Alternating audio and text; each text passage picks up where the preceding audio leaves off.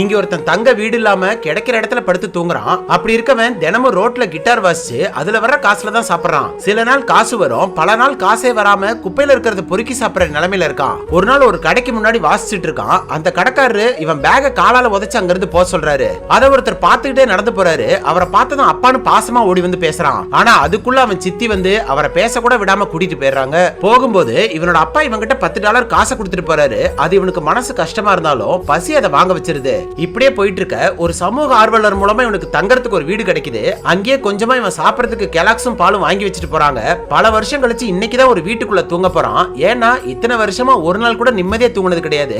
எங்க படுத்தாலும் பாதி தூக்கத்திலேயே அங்க இருக்கிற செக்யூரிட்டி இவனை துரத்தி விட்டுறாங்க. சோ இன்னைக்குதான் எந்த ஒரு தொந்தரவும் இல்லாம நிம்மதியா தூங்க போறதா சந்தோஷத்துல இருக்கான். பார்த்தா வீட்டுக்குள்ள ஏதோ சத்தம் கேக்குது. யாரோ திருடன் தான் வந்துட்டான்னு வந்து பார்த்தா ஒரு பூனை வந்து இவனுக்கு வச்சிருந்த கெலாக்ஸ சாப்பிட்டு இருக்கு. அதை பார்த்ததும் துரத்தி விடாம இவங்கிட்ட இருந்த அந்த பாலையை அது கூத்தி சாப்பிட வைக்கிறான். ஏன்னா பசியோட வலி என்னன்னு அவனால புரிஞ்சுக்க முடியுது. அன்னைக்கு நைட் அந்த பூனை அவன் கூட வீட்டுல தங்கிருது.